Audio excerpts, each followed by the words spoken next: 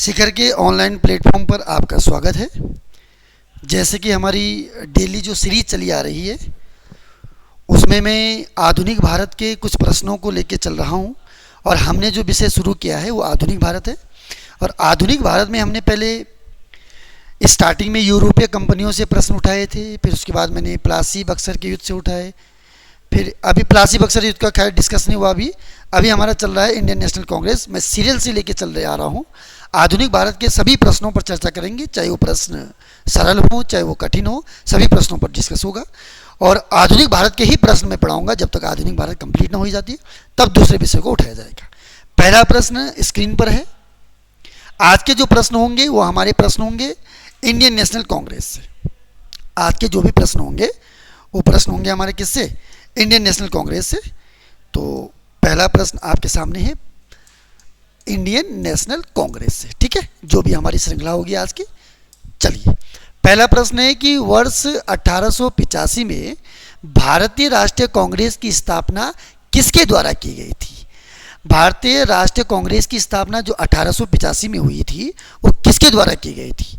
पहला ऑप्शन है बदरुद्दीन तैयब जी, दूसरा है जॉर्ज यूल, तीसरे हैं एवो ह्यूम और चौथे हैं महात्मा गांधी। तो आपने बताना है किसके द्वारा 1885 में कांग्रेस की स्थापना की गई थी, आपको ये बताना है। चलिए, कांग्रेस की स्थापना का जो श्रेय जाता है वो जाता है एवो ह्यूम को। कांग्रेस की स्थापना का श्रेय किसको जाता है? एवो ह्यूम को। तो हमारे पहले प्रश्न का जवाब है से। अगर ये पूछता कि कांग्रेस की स्थापना का विचार किसके मस्तिष्क में पहले आया, किसके मस्तिष्क में पहले आया, तो इसका आंसर हो जाता हमारा क्या? इसका आंसर हमारा हो जाता डफरिन। क्या हो जाता है इसका answer? Lord Dufferin. Lord Dufferin कौन था भाई? उस समय वायसराय के पद पर कौन थे? Lord Dufferin. तो लॉर्ड डफरिन के मस्तिष्क में पहले आया था कांग्रेस का विचार। और अगर ये पूछेगा कि कांग्रेस की स्थापना का श्रेय किसे जाता है तो ये ह्यूम। और अगर ये पूछेगा कि कांग्रेस की स्थापना कहाँ होनी थी तो होनी पुणे में थी। पुणे में या पुणे में स्थापना होनी थी, लेकिन यहां पर क्या हो गया था, हैजा और प्लेग जैसी बीमारियां फैल गई थी, जिस कारण इसको पुणे की बजाय मुंबई में या बंबई में स्थानांतरित किया गया। कांग्रेस की स्थापना कहाँ हुई? बंबई में। होनी कहाँ थी? पुणे में। और इस पहले अधिवेशन की अध्यक्षता किसने की? तो इस पहले अधिवेशन की अध्यक्षता की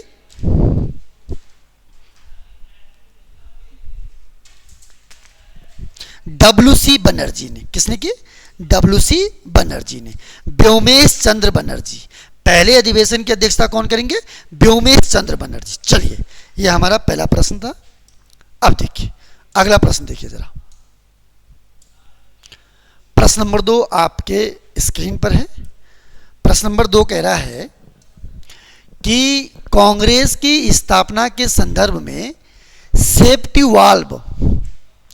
सेफ्टी वाल्व का सिद्धांत किसके द्वारा दिया गया? ये अभी एक एग्जाम हुआ था उसमें आया था वो, कि सेफ्टी वाल्व का सिद्धांत किसके द्वारा दिया गया था?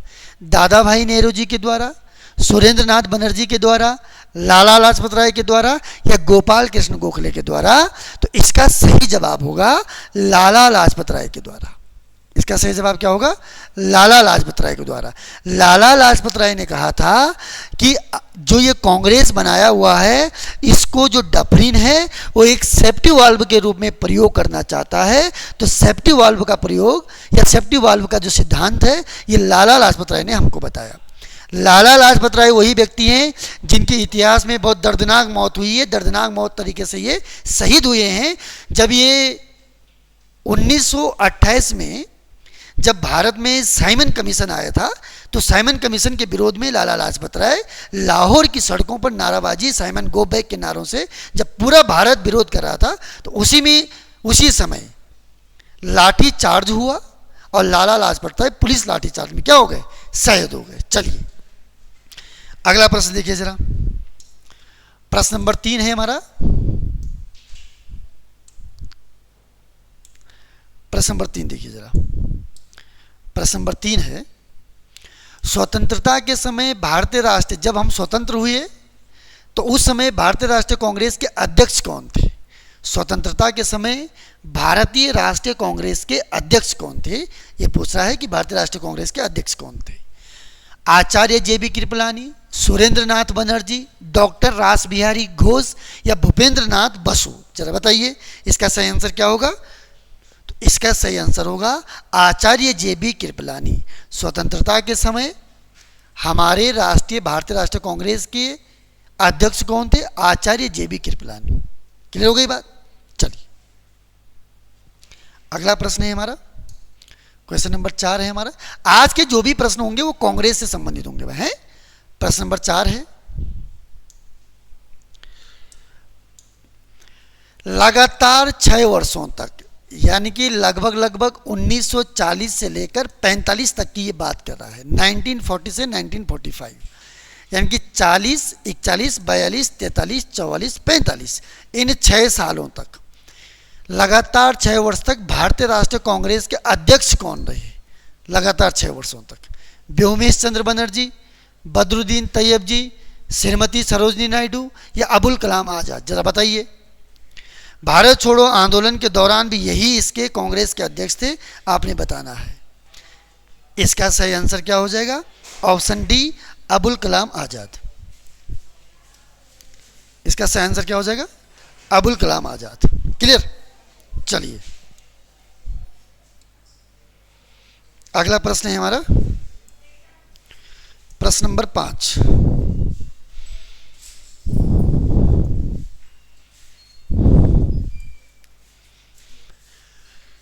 भारतीय राष्ट्रीय कांग्रेस के किस अधिवेशन में बाल गंगाधर तिलक ने अभिव्यक्त किया कि स्वराज मेरा जन्मसिद्ध अधिकार है और मैं उसे लेकर रहूंगा? ये कांग्रेस के किस अधिवेशन में हुआ कि स्वराज मेरा जन्मसिद्ध अधिकार है, मैं इसे लेकर रहूंगा? लाहौर अधिवेशन 1909, कलकत्ता अधिवेशन 1911, लखनऊ अधिवेशन 1916 या बम्बई अधिवेशन 1915? इसका सही आंसर क्या हो जाएगा? पहले तो बात यह है कि 1908 में बाल गंगाधर तिलक को 6 वर्ष का कारावास हुआ था, यानी 1914 में ये जेल से बाहर निकले। तो जब ये जेल से बाहर निकले तो इनकी मुलाकात एनी बेसेंट से हुई। तो एनी बेसेंट ने इनको कहा कि आप राजनीतिक रूप से सक्रिय पहले से हैं, महाराष्ट्र वाले क्षेत्र में आपका वैसे भी वर्चस्व है, तो अगर उदारवादी लोग आपसे सहमत नहीं है, उदारवादी लोग, तो एक काम कीजिए, आप अपने क्षेत्रों में एक होम रूल लीग का गठन कीजिए और होम रूल आंदोलन चला लीजिए। तो तब जाके इन्होंने होम रूल लीग बनाया और होम रूल आंदोलन चलाने का निर्णय लिया। उसी समय 1916 में लखनऊ अधिवेशन हुआ था, अंबिका चरण मजूमदार की अध्यक्षता में। किसकी अध्यक्षता में? अंबिका चरण मजूमदार की अध्यक्षता में, मजूमदार की अध्यक्षता में, यानी कि 1916 के अधिवेशन के अध्यक्ष कौन थे? अंबिका चरण मजूमदार थे।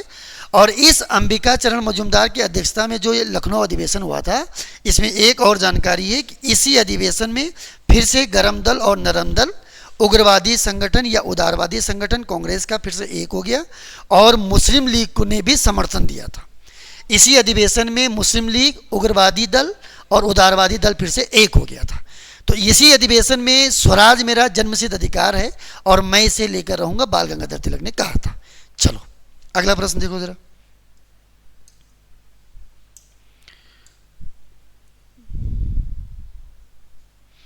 प्रश्न नंबर 6 है,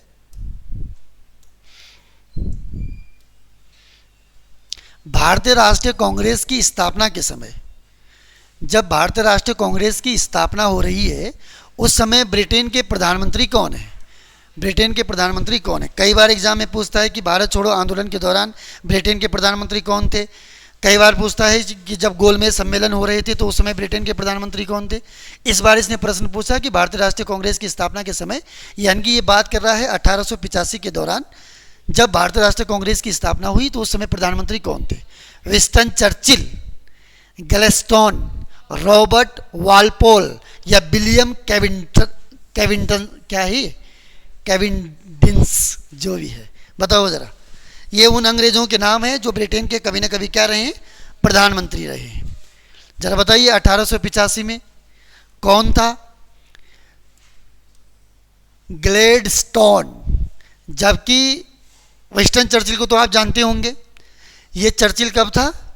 जब दूसरा विश्व युद्ध चल रहा था। दूसरे विश्व युद्ध के दौरान ब्रिटेन के प्रधानमंत्री कौन थे? चर्चिल। चलिए अगला प्रश्न देखो जरा, प्रश्न नंबर 7।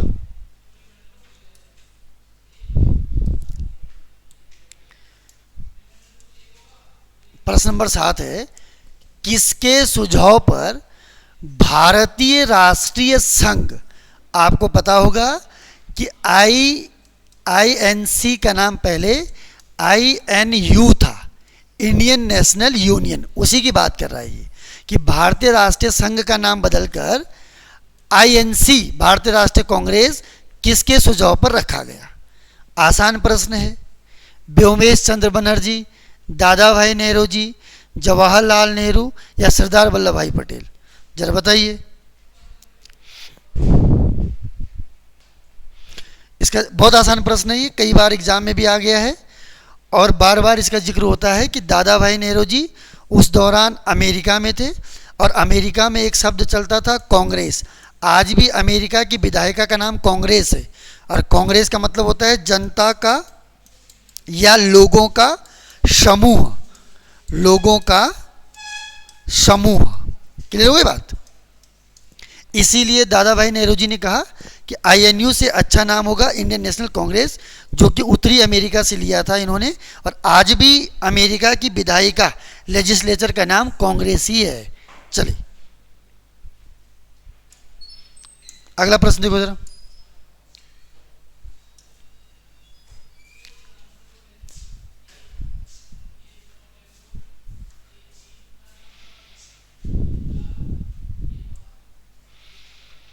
अगला प्रश्न है क्वेश्चन नंबर 8। भारतीय राष्ट्रीय कांग्रेस का पहला अधिवेशन, पहला अधिवेशन मतलब बंबई वाली बात नहीं कर रहा हूं, गांव में एक ही अधिवेशन हुआ था, इसके बाद 2-3 और हुए, लेकिन पहला पूछ रहा है ये। फैजपुर गांव 1937 में जो संपन्न हुआ, उसकी अध्यक्षता किसने की? महात्मा गांधी ने की, CR दास ने की, जवाहरलाल नेहरू ने की, या इनमें से कोई नहीं? जो पहला ग्रामीण अधिवेशन था कांग्रेस का, जो गांव में पहला अधिवेशन हुआ, उसकी अध्यक्षता किसने की? फैजपुर गांव में हुआ था 1937 में। महात्मा गांधी, CR दास, जवाहरलाल नेहरू या इनमें से कोई नहीं? तो इसका सही आंसर क्या हो जाएगा? पंडित जवाहरलाल नेहरू। इससे पहले 1929 के अधिवेशन में भी इन्होंने अध्यक्षता की भाई है, जिस समय तिरंगे को पहली बार फहराया गया, और जिस अधिवेशन में 26 जनवरी 1930 को ये निर्णय लिया गया कि हर 26 तारीख को हम स्वतंत्रता दिवस के रूप में मनाएंगे। चलो अगला प्रश्न देखो जरा,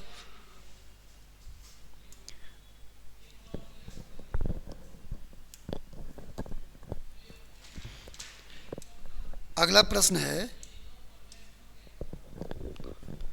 भारतीय राष्ट्रीय कांग्रेस का प्रथम निर्वाचित यूरोपीय अध्यक्ष, प्रथम निर्वाचित यूरोपीय अध्यक्ष कौन था? Alfred web. अच्छा, ये ऐसे भी बोल सकता है कि पहला विदेशी है, अगर ये विदेशी भी पूछेगा तब भी वही है भाई है। अध्यक्ष कौन था? Alfred Webb, George Yule, Annie Besant A O Hume. पहला पूछ रहा है, विदेशी तो बहुत सारे हैं जो कांग्रेस के अध्यक्ष बने हैं, ठीक है, 2 तो यही है, आपने बताना है पहला कौन सा था। तो वो पहला अधिवेशन 1885 में हुआ था, दूसरा 86 में हुआ था, पहला बंबई में हुआ था, दूसरा कहाँ हुआ था? कलकत्ता में, दादा भाई नेहरू जी। तीसरा कहाँ हुआ था? मद्रास में, किसकी अध्यक्षता में? बदरुद्दीन तैयब जी। चौथा कहाँ हुआ था? इलाहाबाद में, और इलाहाबाद अधिवेशन की अध्यक्षता किसने की थी? George Yule, George Yule. Allahabad अधिवेशन, इलाहाबाद भी लिखा होगा तब भी चल जाएगा, और प्रयागराज भी लिखा होगा तब भी चल जाएगा, प्रयागराज उसका नया नाम है, ठीक है। तो इसका सही आंसर क्या हो जाएगा? George Yule. चलो अगला प्रश्न देखो जरा, आज सारे के सारे प्रश्न कांग्रेस से होंगे भाई हैं, ध्यान रहे। क्योंकि आज का टॉपिक ही कांग्रेस है। अगला प्रश्न देखो जरा, निम्न में से कांग्रेस के किस अधिवेशन में पहली बार गवर्नर की उपस्थिति हुई थी? ऐसा अधिवेशन बताना है आपने जिस अधिवेशन में पहली बार गवर्नर पहुंचे थे। कराची अधिवेशन, गवर्नर अकेले नहीं आता, गवर्नर के साथ और भी आए थे 7-8 लोग। कराची अधिवेशन 1913, लखनऊ अधिवेशन 1916, मद्रास अधिवेशन 1914 या कोलकाता अधिवेशन 1911। जरा बताओ कौन सा अधिवेशन था जिस अधिवेशन में पहली बार गवर्नर पहुंचा?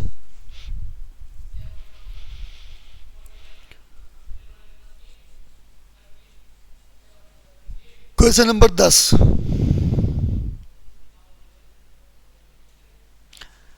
इसका सही आंसर होगा मद्रास अधिवेशन 1914। किसकी अध्यक्षता में हुआ? भूपेंद्रनाथ बसु, भूपेंद्रनाथ बसु की अध्यक्षता में हुआ था भाई। क्लियर हो गई बात? मद्रास का अधिवेशन 1914 में जो हुआ था, उस अधिवेशन में पहली बार गवर्नर पहुंचा था और उस अधिवेशन की अध्यक्षता भूपेंद्रनाथ बसु ने की थी। ये कलकत्ता विश्वविद्यालय के उप कुलपति थी। ये कौन थे? भूपेंद्रनाथ बसु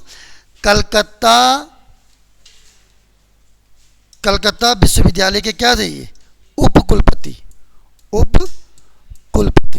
क्लियर हो गई बात? कहाँ के? कलकत्ता विश्वविद्यालय के। इसी दौरान पहला विश्व युद्ध भी शुरू हुआ था, इसलिए गवर्नर समीक्षा करने के लिए आया था कि कांग्रेस की का क्या रुख है। चलो अगला देखो जरा। चलो भाई, अगला प्रश्न देखने से पहले ये ऐड देख लीजिए जरा।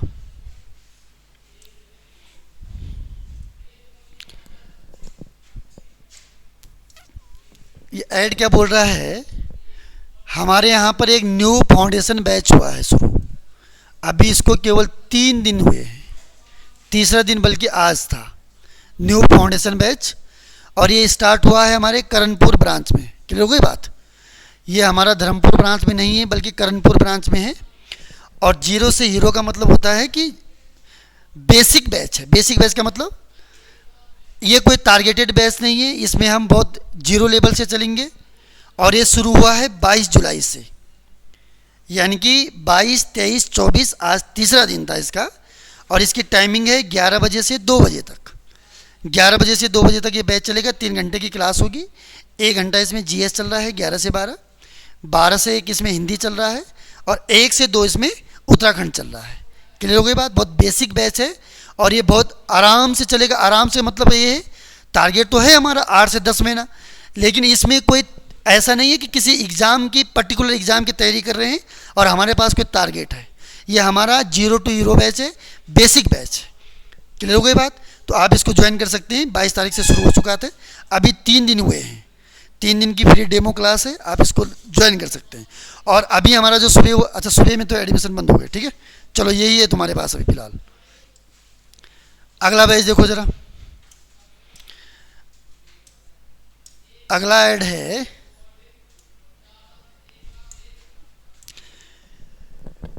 Uttarakhand SI practice set. क्या है? Uttarakhand SI practice set start हो चुका है 15 तारीख से, 15 जुलाई से चल रहा है 3 बजे से 6 बजे तक। इसमें टाइमिंग नहीं लिखा हुआ है, शायद टाइमिंग भी है इसमें? नहीं है। 3 बजे से 6 बजे तक चलेगा ये बैच और 15 तारीख से शुरू हो गया। लगभग इसमें 4 पेपर हो गए, शायद 3 तो हो ही गए, जिसका ऑनलाइन सॉल्यूशन आप देख सकते हैं यूट्यूब पे, शिखर एकेडमी चैनल पे। और हफ्ते में 3 पेपर हो रहे हैं, एक सप्ताह में 3 पेपर हो रहे हैं। तीनों पेपर 300 नंबर के हैं। हिंदी भी है उसमें, मैथ्स रीजनिंग भी है उसमें, और जीएस भी है। पर्टिकुलर जैसे आयोग पेपर कराएगा वैसे पेपर हो रहा है। समय भी 3 घंटा दिया जा रहा है। प्रॉपर 300 नंबर का पेपर है। 15 जुलाई से शुरू हो चुका है। लगभग 3-4 पेपर हो गए हैं। चलो अगला प्रश्न देखो जरा। अगला प्रश्न है, भारतीय राष्ट्रीय कांग्रेस के किस अधिवेशन में स्वदेशी तथा बहिष्कार आंदोलन की घोषणा की गई थी? कोलकाता अधिवेशन 1911, बनारस अधिवेशन 1905, मुंबई अधिवेशन 1915 या इनमें से कोई नहीं। तो स्वदेशी आंदोलन का बहिष्कार, स्वदेशी आंदोलन या बहिष्कार आंदोलन की घोषणा किस अधिवेशन में की गई थी? तो बंगाल विभाजन के बाद हुई। तो बंगाल विभाजन हुआ था 1905 में। बंगाल विभाजन कब हुआ? 1905 में। लॉर्ड कर्जन के द्वारा इसकी घोषणा की गई थी। जुलाई में इसकी घोषणा हुई और अक्टूबर में ये बंगाल विभाजन हो गया। क्लियर हो गई बात? तो इसी बीच हमारा एक अधिवेशन हुआ, बनारस अधिवेशन 1905, जिसकी अध्यक्षता किसने की? गोपाल कृष्ण गोखले ने। गोपाल कृष्ण गोखले। इसी अधिवेशन में स्वदेशी आंदोलन या बहिष्कार आंदोलन की घोषणा की गई। और गोपाल कृष्ण गोखले वो व्यक्ति हैं जो गांधी जी के राजनीतिक गुरु हैं। एक और बात, गांधी जी भी 1905 के कांग्रेस अधिवेशन में दिखे। पहली बार तो 1901 में दिखे, लेकिन उसके बाद वो दिखते 1905 में भी ये उपस्थित थे। चलो अगला प्रश्न देखो जरा। अगला प्रश्न है, भारतीय राष्ट्रीय कांग्रेस को किसने भीख मांगने वाली संस्था कहा? भारतीय राष्ट्रीय कांग्रेस को किसने भीख मांगने वाली संस्था कहा? बीजी तिलक, बाल गंगाधर तिलक, बीसी पाल, बिपिन चंद्र पॉल, अरविंद घोष या इनमें से कोई? कांग्रेस को भीख मांगने वाली संस्था किसने कहा? जरा बताइए। कांग्रेस को भीख मांगने वाली संस्था किसने कहा? Question number 12। इसका सही आंसर क्या हो जाएगा? बाल गंगाधर तिलक। किसने कहा? बाल गंगाधर तिलक ने, क्योंकि उस समय ये उदारवादियों से लड़े हुए थे, उग्रवादियों के मेन लीडर थे बाल गंगाधर तिलक। इसलिए इन्होंने क्या कहा कि कांग्रेस क्या है? भीख मांगने वाली संस्था है। चलो अगला प्रश्न देखो जरा।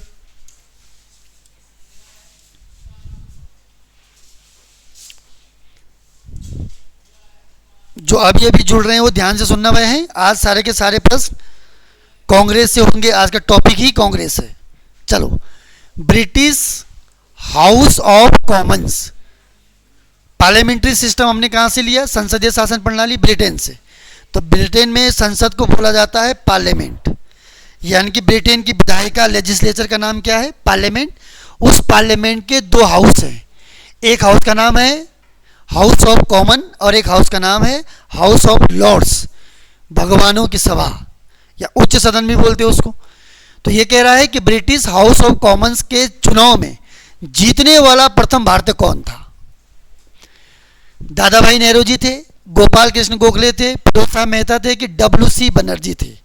आपने ये बताना है कि ब्रिटिश हाउस ऑफ कॉमन में या कॉमन्स का चुनाव जीतने वाला पहला भारतीय, बताओ जरा।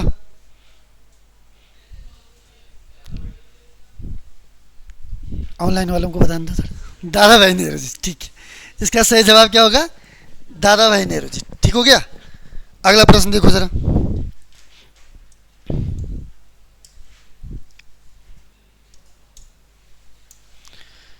अगला प्रश्न है,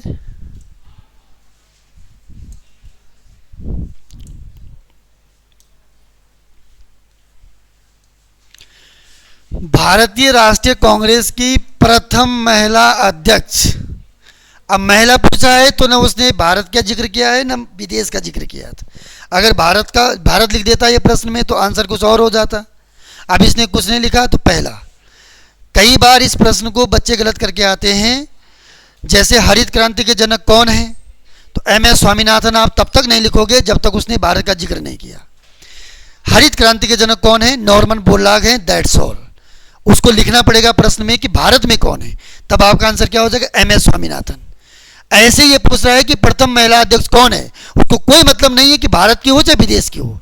तो आपने सीधे बताना है कि पहली महिला जो थी जो कांग्रेस की अध्यक्ष बनी थी, सरोजनी नायडू, एनी बेसेंट, कादम्बनी गांगुली या इनमें से कोई नहीं? जरा बताओ। आसान प्रश्न है लेकिन घुमा रखा प्रश्न है। ऑप्शन ए और ऑप्शन बी में बहुत सारे लोग गलत करेंगे इसको। बताओ जरा।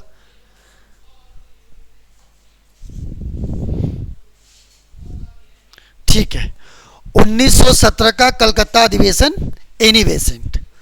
1917 का कलकत्ता अधिवेशन हुआ था, उसकी अधिवेशन की अध्यक्षता किसने की? एनी बेसेंट ने। इसका सही जवाब क्या हो जाएगा? Annie Besant. ठीक है भाई। अगर वो भारत ने पूछता, अभी पूछूंगा आगे।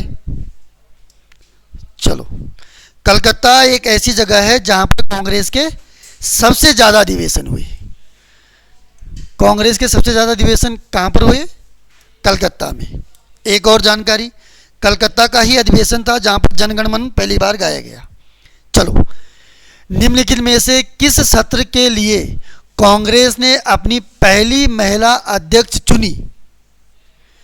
निम्नलिखित में से किस सत्र के लिए या किस अधिवेशन के लिए, कंफ्यूज नहीं होना है, कभी कभी वो सत्र भी लिख देगा।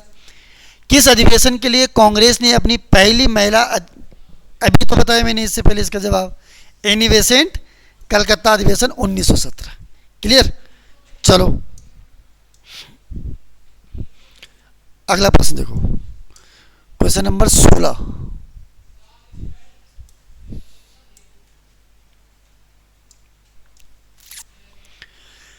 भारतीय राष्ट्रीय कांग्रेस की प्रथम भारतीय महिला अध्यक्ष, अब आपने महिला बताना है। सरोजनी नायडू, राजकुमारी अमृत कौर, पंडित रमाबाई या विजय लक्ष्मी पंडित? इसको तो बता ही दोगे।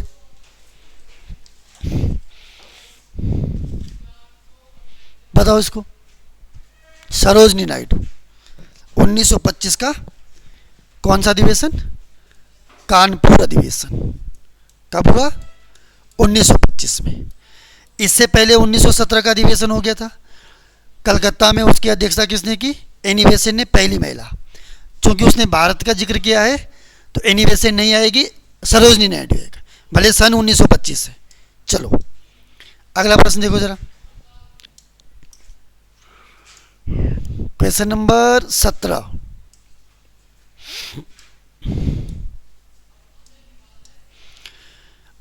राष्ट्रीय नियोजन समिति का गठन किस अधिवेशन में किया गया? राष्ट्रीय नियोजन समिति आर्थिक नियोजन से संबंधित है। जब सबसे पहले यूएसएसआर या रूस ने, जब लेनिन की मृत्यु हुई और लेनिन की मृत्यु के बाद रूस का राष्ट्रपति बना स्टोलिन, तो स्टोलिन ने सबसे पहले विश्व को बताया कि आर्थिक नियोजन करो। अपने देश की अर्थव्यवस्था को चलाने के लिए अपने यहाँ के जो ह्यूमन रिसोर्सेज हैं और जो नेचुरल रिसोर्सेज हैं, प्राकृतिक संसाधन हो चाहे मानव निर्मित संसाधन हो, उन संसाधनों को तरीके से खर्च करो। तरीके से खर्च करो तो उसके लिए एक योजना बनाओ। उसी योजना को बोला गया आर्थिक नियोजन। और पहली बार पंचवर्षीय योजनाओं को अपनाने वाला देश रूस है। रूस हम इसलिए बोल देते हैं क्योंकि अब वो रूस हो गया, पहले वो यूएसएसआर हो सकता था, हुआ था, अब वो 1990 में टूट गया। तो हम उस समय गुलामी का बोझ ढो रहे थे, तो आर्थिक नियोजन से संबंधित हमने एक समिति बनाई थी। वो किस अधिवेशन में बनाई? 1931, 1923, 1938 या 1929? आपने सन बताना है। हरिपुरा अधिवेशन 1938, लाहौर अधिवेशन 1929, दिल्ली अधिवेशन 1923 या कराची अधिवेशन 1931? तो इसका सही आंसर क्या हो जाएगा? हरिपुरा अधिवेशन 1938। इस हरिपुरा अधिवेशन की अध्यक्षता कौन कर रहे थे? सुभाष चंद्र बोस। कौन कर रहे थे? सुभाष चंद्र बोस। सुभाष चंद्र बोस इस अधिवेशन की अध्यक्षता कर रहे थे और पंडित जवाहरलाल नेहरू की अध्यक्षता में ये आर्थिक समिति बनाई गई थी, राष्ट्रीय नियोजन समिति। चलो, अगला प्रश्न देखो जरा,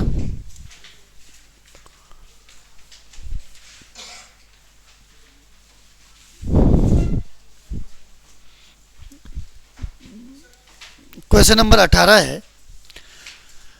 कांग्रेस आंदोलन न तो लोगों द्वारा प्रेरित था, स्टेटमेंट है ये, कांग्रेस आंदोलन न तो लोगों द्वारा प्रेरित था, न ही यह उनके द्वारा सोचा हुआ या योजनाबद्ध किया गया था। यह किसने कहा था? सर सैयद अहमद खान ने कहा, हकीम अजमल ने कहा, मौलाना मोहम्मद अली ने कहा, या मौलाना अब्दुल कलाम ने कहा? बताइए जरा इसका सही आंसर। ये स्टेटमेंट किसने कहा?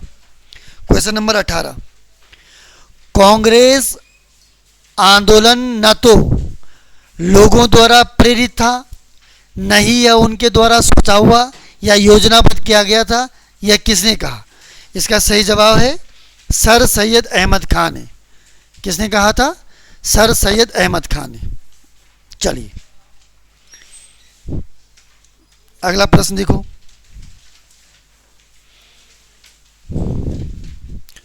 क्वेश्चन नंबर 19, भारतीय राष्ट्रीय कांग्रेस में सबसे कम उम्र के अध्यक्ष कौन थे? मौलाना मोहम्मद अली, वल्लभ भाई पटेल, मौलाना अबुल कलाम आज़ाद, या सुभाष चंद्र बोस? सबसे कम उम्र के अध्यक्ष बताना है आपने। बताओ जरा, सबसे कम उम्र के अध्यक्ष। अभी सबसे ज़्यादा बार अध्यक्षता किसने की, ये भी आएगा। इसका सही आंसर क्या हो जाएगा? मौलाना अबुल कलाम आज़ाद सबसे कम उम्र के अध्यक्ष थे। चलिए अगला प्रश्न, अब किस अधिवेशन में इन्होंने अध्यक्षता की इसको नहीं बताऊंगा भाई, क्योंकि इन्होंने तो बहुत अधिवेशनों में अध्यक्षता की, ये पूछ लिया गया है। अगला प्रश्न देखो, बहुत इंपॉर्टेंट है। अगला प्रश्न है कि भारतीय राष्ट्रीय कांग्रेस का कलकत्ता अधिवेशन जो 1896 में हुआ था, जिसमें पहली बार वंदे मातरम गाया गया, इसके अध्यक्ष निम्न में से कौन थे? कलकत्ता अधिवेशन में ही राष्ट्रगान गाया गया और कलकत्ता अधिवेशन में ही राष्ट्र गीत गाया गया। बात समझ में आई? वंदे मातरम भी कलकत्ता अधिवेशन में गाया गया 1896 में, और जनगण मन भी कलकत्ता अधिवेशन में गाया गया 1911 के अधिवेशन में। तो उसकी अध्यक्षता किसने की? सुरेंद्र नाथ बनर्जी ने, रहमतुल्ला सयानी ने, फिरोज शाह मेहता, या बदरुद्दीन तैयब जी ने? बताओ जरा। क्वेश्चन नंबर 20, सही आंसर क्या हो जाएगा? रहीमतुल्ला सयानी। किसने की थी? जहां पर वंदे मातरम गाया गया, रहीमतुल्ला सयानी द्वारा। चलो अगला प्रश्न देखो सर, क्वेश्चन नंबर 21, 21 क्वेश्चन है।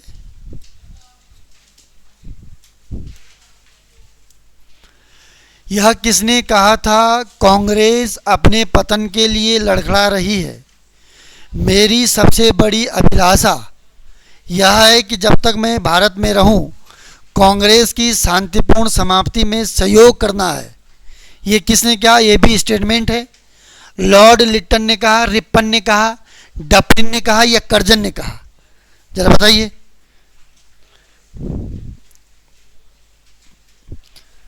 इसका सही जवाब क्या होगा? Lord Curzon. चलो आज का अंतिम प्रश्न है।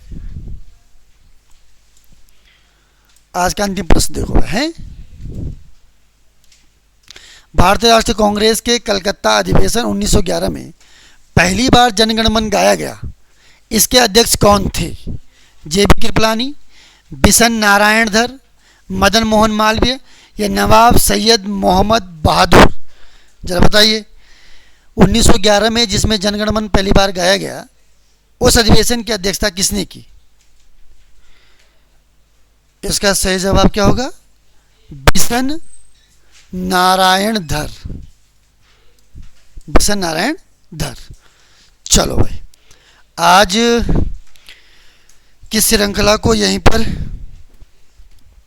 रोकते हैं, और आगे जो हमारा अगला जो टॉपिक रहेगा वो आधुनिक भारत से ही रहेगा। और आधुनिक भारत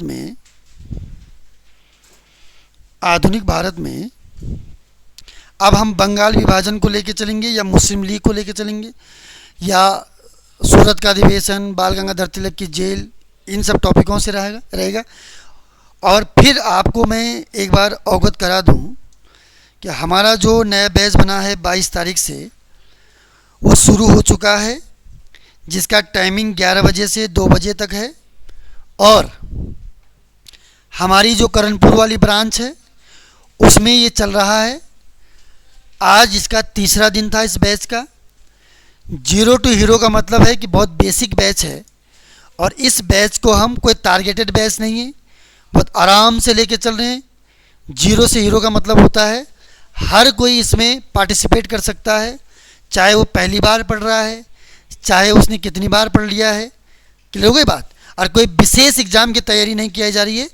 ग्रुप सी या फिर यूके ट्रिपल एस सी जो भी एग्ज़ाम कराता है उस सब की तैयारी हो रही है। क्लियर हो गई बात। ये 22 तारीख से शुरू हो चुका है। इसका आज तीसरा दिन था, 11 बजे से 2 बजे तक। और एक बार मैं फिर आपको एक और इन्फॉर्मेशन दे दूं कि जो हमारा एसआई का प्रैक्टिस सेट चल रहा है वो 15 तारीख से शुरू हो चुका है। क्लियर हो गई बात। और उसकी टाइमिंग 3 बजे से 6 बजे तक है। 300 नंबर का पेपर है। Proper Hindi, GS, maths, reasoning पूरा 300 नंबर का है, जैसे आयोग का पेपर आएगा आपके पास। और लगभग हमारे 4 पेपर हो चुके हैं और इसका सॉल्यूशन हमने यूट्यूब चैनल पर डाल दिया है। अगर आप चेक करना चाहते हो तो चेक भी कर सकते हो। ठीक है, आज के लिए बस इतना ही। बहुत बहुत धन्यवाद।